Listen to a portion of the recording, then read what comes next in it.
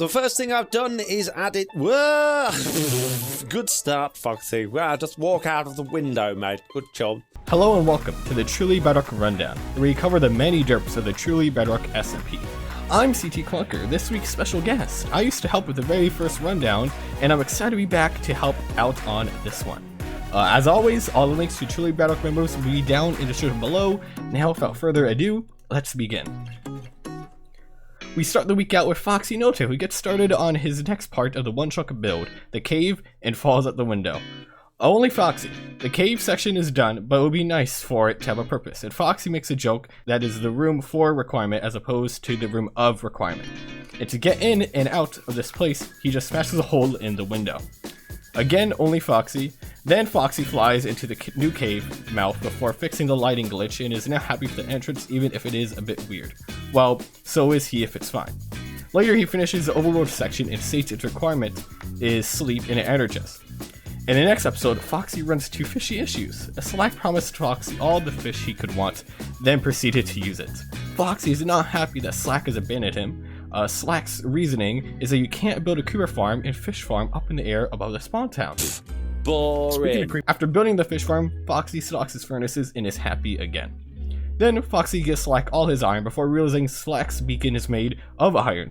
They have all the diamond ore in the world but no iron. Foxy and Slack also have a competition to see who can collect the most diamond ore. Slack summarizes Foxy's ideas of keeping track of shop profits as crazy. Oh, well, look, I've got 6 stacks of emeralds in this chest, which is equivalent to the 6 stacks of diamonds that I've got. Okay, so you're still wanting to keep track of what you made from the shop profit. Okay. I think it's going to drive you insane to do that. Wait, am I supposed to do that too? Yeah, I guess we're going to probably have the same, really, though, aren't we? Fish, squid, and dolphin farm is almost done. The minecart reloader needs upgrading. Foxy gets stuck in the fish farm. Foxy and Slack contemplate buying Zoe's iron farm, but it's too expensive, so they go mining instead. Foxy wins the 1-hour mining competition. So far, it's looking like Foxy may win the diamond ore competition, but it's still too early to tell. In this last episode for the week, Foxy's rocking 275 levels from his complete furnace system for XP. That's not the only thing he's celebrating, as he builds another cake of DRP to celebrate winning the TB trophy. Later on in the episode, Foxy raises the end and recounts his end loot before planning out multiple deaths to get all of it home. Foxy ends his week unhappy that Slack built some farms without him, so Foxy swaps out all of Slack's beef and leather for fish and bones, but isn't totally evil and leaves some other end loot for Slack. We now jump over to Slack Lizard and his dealings with a strange fox. They're rebuilding the same fish farm for last season. They need iron for the farm, but Foxy stops them from stealing the rails from the creeper farm. Well, guess we don't need the rails here no more. No. They're also iron poor, but decide to start a competition collecting diamond ore instead of diamonds. This is all covered in Foxy's video, but watching Foxy fail at landing on AFK platform and hearing Slack question if he can even Minecraft is a nice addition to their collab on Slack's end. In this episode, Slack's grass farms, so he can get grass to cover his mushroom island and reduce mushroom spawns. Builds a wall to keep pesky mushrooms off his new grass, and ends his week by showing off his finished mushroom farm. Hopefully no one pranks it. Another person who collabed with Fox this week is Dan Robs, who checks his shops for profits before raiding the nether, which he will need when he helps Foxy build another cake to showcase the Truly trophy. Later, he goes to the nether for another raid, shows off his spoils, and mercilessly slays Silent's family members. I'm so sorry, Silent. I know this is your family, but yeah. Desperate times for gold, right? Next episode, Dan just starts throwing the money he got off of Silent relatives. Gimme. Shows the spoilers of his blood trade, gets a little lost, and ends his week almost getting killed by an angry Enderman. Oh god. No, don't do this to me. Quick, go in there. Oh my god, that was really close. Silent, who does not know about one of his friends killing his relatives, is back and very excited to check out what has been done on the server. The first thing he sees are a fishball, Eye of Sauron, and a Elytra gifted by Slackstream. Cool. We gotta go do some exploring. There's a few different things that we're gonna be doing in today's episode, and I think it's gonna be great. Gift from Slackstream, good one. What is this? Oh, it's a Elytra. Silent shows us some of the Chunktown winners, Row Nether Cake, which Foxy and Dan built to show off the Truly trophy that their team won. The pig of corn on Zoe's roof, ignoring the direct builds, passing up an iron sword for his wooden one because it has a knockback. Silent shows off Dan's fish globe that goes down and down and down. Does this go down? Ooh, it does. How do you get in there? I don't know. I'm gonna find out real quick though. I wanna go in here. Can you swim under it? That's how you get in. Beautiful. Okay, I am a fan of this. Does it go down further? It does go down further. And it goes down further even. And then it goes down further. And then it stops. Okay, I like this. The sign says it's a wishing well. Okay, we're going to go with that. And he shows that Tiz has brought to the education edition of Minecraft and everyone is trying to kill him. Sunlight wraps up his little spawn town tour because the server is about to go down in preparation for 1.16. Now that he is back and the update is released, he'll be releasing a lot of episodes and tutorials. We now jump over to Groova, who starts his week by lining out planning his future skeleton farm, gets a basic layout for productivity decided, and builds a water path from his island up to his skeleton farm. After much preparation, Groova steps into the 1.16 update for the first time, and after surviving his quick trip to Nether, Groova heads back to the overworld and begins to work on a redstone contraption. Groova ends his chill week of some hard work and grinding and is able to show the finished product. That should help me get some baby cows going on in there. I think that's going to be enough. Right, what I want to do is I want to put a door on here as well, so that when I'm in here doing this thing, I kind of don't have any problems. Now, if I stand there, we're golden. Mr. Beardstone starts off his week by leaving a Groova care package. After Groova's unsuccessful end rating on stream, where chat, including Mr. B, were being a bully to Groova, he and Killa exchange howdies from the Calamity Drone and Beardy the Kid as they meet up to continue their collaborative ranch project. Killa Drone and Mr. Beardstone build a track to see who has the fastest horse, where Gonzalez, Killa's horse, beats Mr. B's Montague in a race. In this next episode, Mr. B finishes his melon and pumpkin farms in this one chunk of base before starting Cloud Foxy, where he's not allowed to use TNT without supervision, but he wants to demolish the existing village. He manages to do this, but finds out the redstone needed a few changes and the wall he built was damaged. This one quite clearly doesn't have the TNT linked up all the way. He ends the episode by almost bringing a villager over to replace one Fox accidentally killed for a bow glitch, only for it to fall victim to the same bow glitch. I blame you for me having to do this, Foxy. No. Oh, for the love of... Mr. Beardstone lays some bets on the weeks he thinks Tiz will die, and while he needs to help protect Tiz for now, that doesn't mean Mr. Beardstone can't have some fun to make Tiz paranoid. We wait for when one of his tricks to make Tiz paranoid backfires and kills Tiz. He names his shop Tried It Tested, but is disappointed in his shop sales and thinks a rebranding is needed. He renames from Tried It to Tried It Tested to lob at people to promote to shop completes the outside of the first building in his village, and meets up with BJ at Killer Bees to get a Trident killer installed at his drowned farm, so he doesn't kill the server again. Killer Drone starts off by receiving a very fitting name, Calamity Drone. Calamity being a fitting name, well, you don't hear that from us, and chooses the ideal spot for a racehorse track. Mr. Beardstone and Killa time-lapse themselves clearing out a large flat area, Western expansion at its finest. Killa gets the honors of riding the first horse through the completed racetrack and ends off his third week by breaking in the freshly paved path and the recently built bridge. Zap recaps his unsuccessful wither fight to explain the changes in armor and tools, and his many deaths on the death counter. Finish off the top of his one chunk build, a giant ball of red nether brick and redstone. I really do like the way that this turned out. It looks super cool at night as well. I did place torches all the way around this thing just so it was mob proof. And then on the underside, I put some glowstone behind these stairs and their slabs just to light the underside of this so we can see it down here from the bottom of the base. It finishes off the episode by showing off his growing player and mob head collection. Note the new floor down for this episode and underground nether wart to the farm. BJ starts off his week by reading all the signs leading up to Killer Bees and BJ's finish shop. Do you have mobs that are bothering you?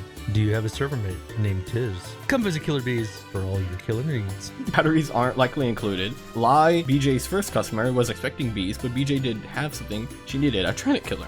And Lai happily accepts the free Trident killer install promotion that BJ offers. BJ ends his episode by showing the outline of his planned builds, where the paths to swords will go, and discussing the village wall to keep all the good people out and all the bad people in. That's right, I said that. TyCraft shoulders over the deal he got BJ from selling the RV. That thing is gone. I think he's even got it taken away. Yeah, it's completely gone. I mean, he didn't seem to... I don't think he realized that it had been in the river. He said, hey, has this thing ever been into an accident? And I said, I've never had an accident in it. I even told him that it had that it had been recently washed from top to bottom, inside and out. DC wanted spider eyes more than diamonds. master negotiator at work. Later, he builds a lab and analyzer for the suspicious brown hair, then Lyra in the RV, and has 3 new clues. Species inconclusive, red-brown color, and traces of carbon. TyCraft names his new potion shop Potions by the Ocean. Later, TyCraft is too excited about the new nether to speak and goes bed mining in nether and finds his first ancient debris. Finding 26 debris with 64 beds and goes back home before going back out to grind for 40 more. He ends his week wondering whether to sell them or use them to upgrade his gear. Tom, the only one on the server without any deaths, finds a double skeleton spawner, and forgetting that he has no armor and no deaths, he just runs right in and nearly dies. Oh, I'm doing this so bad. What is wrong with me today? I'm gonna die today. He keeps saying it's under his base, but he has not decided yet. It's under his sheep farm. Hint, hint. Tiz shows off the place he built where the Truly Bedrockers can bet on when he will die, and it shows off the diamond AK box he built to show off in his livestream, but has to take it down to go buy the ridiculously priced beacon Foxy has for sale.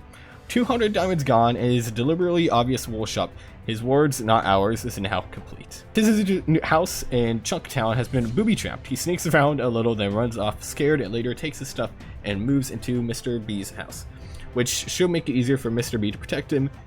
Tiz also shows off his fox tunnel between his base and his shopping district in his wool farm. Tiz notices signs outside of the shop. Killer B is unsure why the signs mention his name. What's that supposed to mean? He buys a sword named Lootbringer anyways. Tiz was told by Proud to record when he logs in. He is terrified when he logs on inside his trapped AFK box. The booby trap seems to have done nothing, which makes Tiz a bit more confident when he finds the random redstone bits at his wool shop. Tiz finishes his ice farm, and some villagers spawn to try and kill Tiz as well. Tiz sees a sign. I took care of the pressure plates, but Tiz doesn't trust the sign. However, Tiz decides it may be prudent to wear armor if he doesn't want to die soon, especially as he plans to go into the nether. Tiz decides he is going to live in the nether and chooses a place for his base in a crimson forest. However, he does not know piglins won't like it when you break gold or open chests on him, so they chase him into a lava lake where he drinks his fire resist potion just in time, and is only brought down to half a heart after that encounter. Whew, I thought that was it. I thought I was done for then. Oh. He finishes his week still alive by finishing outside of his new nether structure, the redstone monstrosity from Minecraft Dungeons. We start Lyra's section before her video, titled Not Killing Tiz, even starts. However, that's not the only odd thing she does. She plots to undercut and draw business from Mr. B's Ocean Shop and advertise BJW's Killing Shop. Killer Bees, since Mr. B built his shop right on top of the Lyra's skeleton spawner exactly where she planned on building a shop. Ly contemplates whether there needs to be a trident killer to guard your farm sooner rather than later due to the sheer amount of harming potions they're going through. She purchases a trident killer kit and they head over to the farm to work out where to install it. Getting back to not killing Tiz, Ly delivers, but betting that her son Tiz will die on week 15. Why?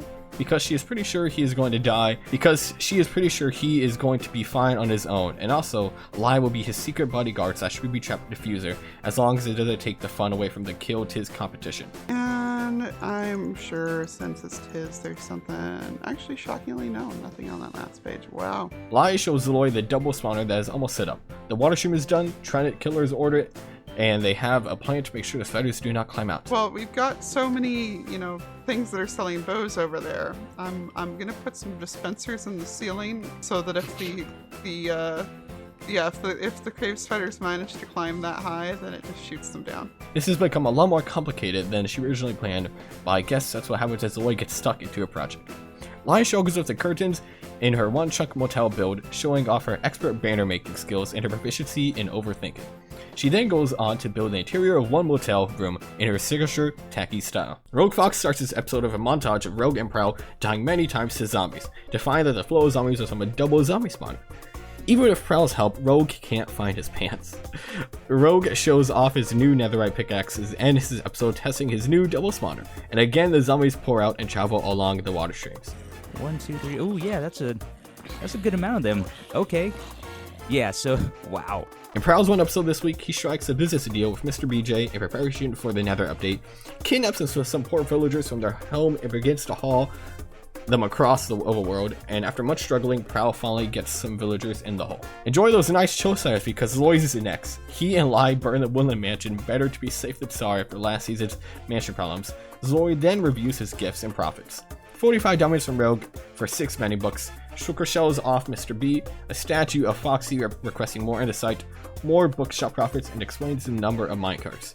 Potentially lag causes entities needed for the redstone behind all store, and uses a live for older computer to FPS test all store. Frames okay? Yeah, no, my computer's not giving me. No, there's a little bit of FPS lag. A little bit? Like enough that I can notice it as I go over that part versus if I go over a different area. Commander's 8 chunks for all store on the shopping island, but to be considerate to a servermate to explain how you build a hill over all store so they can build over the top. Zoe is calling the system behind all store Atlas because she is like artificial intelligence. It times all store and is 8 minutes to pay out the full chest. Zoe also does the baked potato test. Well, would you look at that, nothing blew up. He puts all store facade with a Jolly Zoe XP on the logo and explains how to use a shop. Basically, you need to wait and you can't break the system if you accidentally throw in a stick. Jessie starts off her 3rd week by terraforming the top of Zoe's all-store. We figured she wouldn't be able to stay away from terraforming. Feeling helpful, Jessie helps Lyra gather up some sheep. She also throws in yet another time-lapse of her building another shop in the shopping district and shows off the finished product wrapping up in her 3rd week as well. I think it's starting to look really good. We are not done, but it's just... I've reached the end of what I can do for this episode. And ending this week is DB. After showing what he has been up to off camera, DB loses his head over needing to collect every head in the game.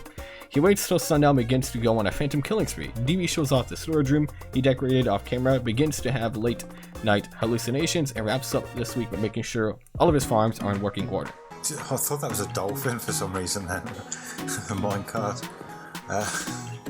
It's late. Well, that concludes the 3rd week of Truly Bedrock Season 2. As always, be sure to check out all the members' videos as we always cover the highlights, and we might have left out your new favorite moment.